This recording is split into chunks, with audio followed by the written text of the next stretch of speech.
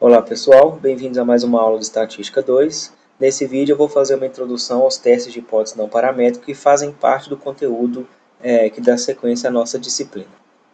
Bom, no processo de inferência estatística existem várias metodologias de análise de dados que podem ser usadas com o intuito de estimar os parâmetros de uma população, testar hipóteses a respeito desses parâmetros, fazer uma relação entre eles no intuito de caracterizar variáveis distintas e realizar previsões para eventos futuros, dentre diversos outros processos inferenciais que podem ser de interesse.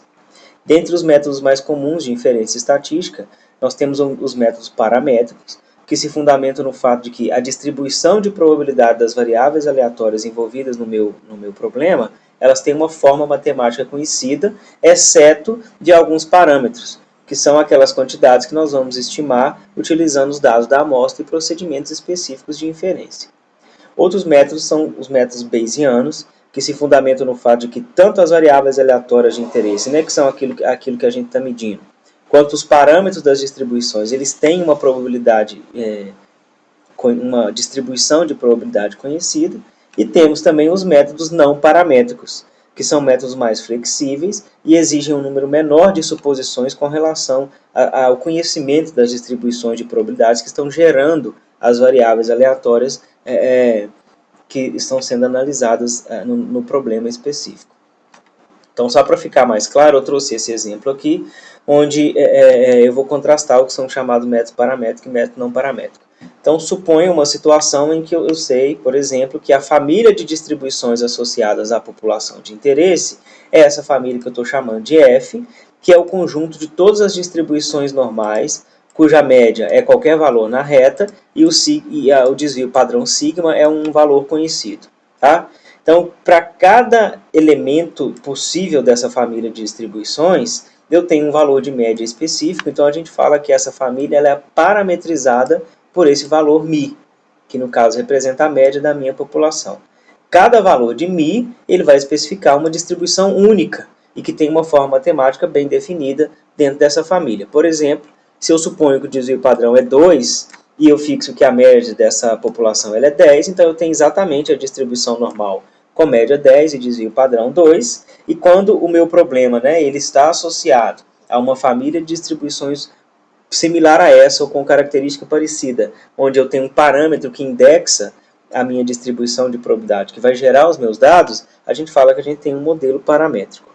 Em contraste a isso, se eu tivesse, por exemplo, num problema, eu soubesse só que a minha população ela está relacionada a uma família, que eu estou chamando aqui de F', que é composta por todas as distribuições simétricas em torno de um valor qualquer na reta, então eu tenho uma suposição menos restritiva do que a anterior com relação à geração das minhas variáveis aleatórias nesse estudo. Por quê? Porque se eu te der um valor de μ, um valor para esse parâmetro, eu não determino propriamente uma única distribuição, ou um modelo matemático único.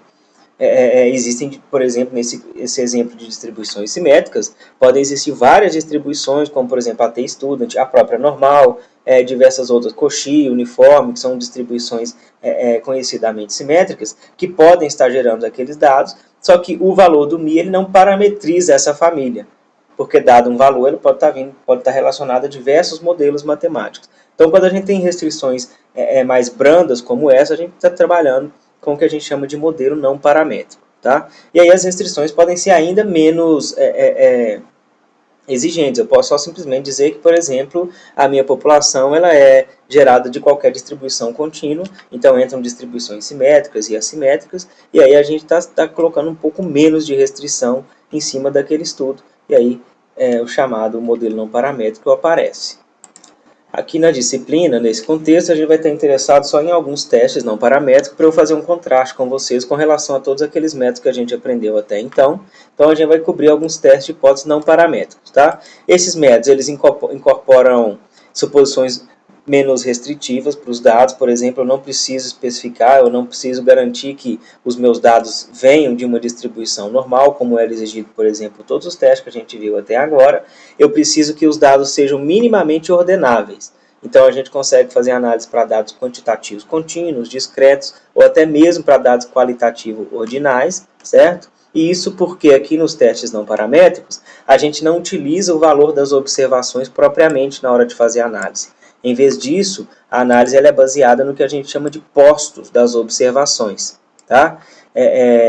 Por causa disso, esses testes podem ser aplicados, né, em situações onde eu tenho amostras extremamente pequenas, em geral, tá? O que geralmente a gente não vai conseguir fazer é aplicar os métodos paramétricos, aqueles testes que nós vimos, porque, em geral, para amostras muito pequenas, dificilmente a gente consegue garantir que os dados sejam provenientes de uma distribuição normal. Então, esses métodos eles são úteis nesses casos onde a gente não consegue utilizar aqueles que a gente já aprendeu até hoje. E aí, para a gente conduzir os testes de hipótese, a gente precisa calcular uma certa quantidade associada a cada valor da minha amostra, que é chamada de posto. O que é o posto? O posto é uma medida de posição de cada observação nos meus dados com relação à minha amostra completa. Considerando que eu tenho a minha amostra ordenada de forma crescente, e sempre vai ser possível fazer isso quando todos os valores da minha amostra eles são distintos, ou que os meus dados estejam ordenados de forma não decrescente, e isso vai acontecer, né, quando existem valores iguais, repetidos na minha amostra, que a gente chama de empates. O posto é simplesmente a posição relativa de cada observação com relação à minha amostra ordenada completa. Então, para a gente poder conduzir os testes de hipótese, a gente vai ter que ser capaz de atribuir os postos às observações da minha amostra. Então, aqui eu vou falar com vocês como é que a gente faz isso. Então, suponha que eu tenho uma amostra de uma variável x, minha amostra de tamanho n, e os meus valores observados são x1, x2 até xn. Tá? Para colocar os postos associados a cada observação, eu preciso primeiro ordenar a minha amostra de maneira não decrescente, e na minha amostra ordenada, o menor valor para ele é atribuído o posto 1, o segundo menor valor, né, o segundo valor da minha amostra ordenada, é atribuído o posto 2, e assim por diante, até que o valor máximo da minha amostra seja atribuído a ele o posto n, que é o tamanho máximo da minha amostra. Tá? Em casos de amostras que contêm empates, ou seja, valores repetidos, todos os valores repetidos eles têm que receber o mesmo posto, e para fazer isso a gente toma a média das posições que essas observações ocupariam se não houvessem valores repetidos. Então, para isso ficar mais claro, eu vou utilizar esse exemplo aqui para trabalhar com vocês essa atribuição de postos em um caso geral. Considere então esse exemplo onde eu tenho os dados, que se refere à nota de uma prova de 8 estudantes de uma determinada disciplina. Então, os dados principais observados no meu estudo estão nessa coluna nota, né? O primeiro indivíduo eu observei para ele uma nota 8, o segundo teve nota 10, o terceiro nota 4. Nos testes não paramétricos, a gente não usa diretamente esses dados, a gente usa os postos. Então, para isso eu preciso atribuir os postos para cada uma dessa observação. Como que eu faço isso? A primeira coisa é eu ordenar a minha amostra de maneira não decrescente, ou seja, eu pego do menor até o maior, e se houver algum valor repetido, todos eles aparecem em sequência. Tá? Após ter ordenado a minha amostra, eu tenho que atribuir uma posição para cada valor dessa minha amostra. Sempre as posições possíveis, elas vão de no mínimo 1, que é o primeiro valor, o mínimo da minha amostra, até no máximo n, que é o tamanho geral da minha amostra. Tá? Essas posições elas já vão ser diretamente os postos quando a minha amostra ela não tem nenhum valor repetido. Mas quando a gente tem valor repetido, a gente tem que fazer uma matemática a mais para atribuir os postos para cada observação. Então, o que acontece nesse caso aqui, por exemplo? Como é que eu atribuo os postos? O menor valor, ele é atribuído para ele está na primeira posição e ele recebe o posto 1. Como não existe nenhum valor repetido para ele, ele recebe esse posto. O segundo menor valor foi o valor 5, que está na segunda posição. Como não tem nenhum valor repetido, o posto dele é exatamente o 2, que é a posição que ele ocupa. A mesma coisa para o 7, que é o terceiro menor valor, está na terceira posição e não tem nenhum valor repetido. Mas nesse caso a gente viu que os valores na minha amostra ordenada, que ocupa a posição 4, 5 e 6, são todos iguais a 8. Então eu não tenho motivo para esses 3 alunos com nota 8, eu ter uma ordenação para eles que coloque o segundo aluno com nota 8 numa posição acima do primeiro aluno que teve uma nota 8 ou vice-versa. Né? Então o que a gente faz? O posto de cada um desses alunos com nota similar, ele é a média das posições que esses valores ocupam na minha ordenação natural dos dados, supondo que não existisse nenhum valor repetido. Então, nesse caso, cada observação igual a 8, ela vai receber posto 5. De onde que sai isso? Que eu tomo a média das posições que essas observações ocupam. Que aqui no caso são a posição 4, 5 e 6. Então, eu faço 4 mais 5 mais 6 dividido por 3, que foi o total de valores 8 repetido. cada um deles vai receber posto 5, tá?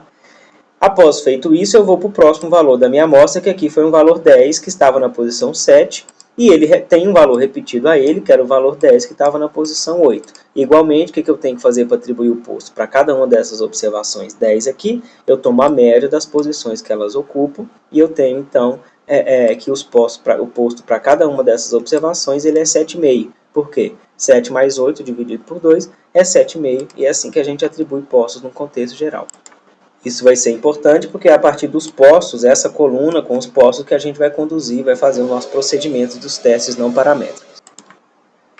Bom, existem testes paramétricos para qualquer quantidade, qualquer parâmetro de interesse na população que a gente queira, mas aqui eu vou passar para você só os testes não paramétricos para medianas. Esses testes são alternativos aos testes que a gente fazia para médias, no caso das suposições de normalidade, que apareciam aqueles testes paramétricos Z ou teste T, tá? Os testes não paramétricos eles são feitos em geral com relação à mediana, em vez de se considerar a média, justamente por se tratarem de testes menos restritivos, né? Como eu não vou colocar, às vezes, muita exigência em cima da distribuição que está gerando os meus dados, a gente sabe que, em contextos gerais, a mediana ela representa melhor o ponto de localização da minha massa de dados do que a média, né?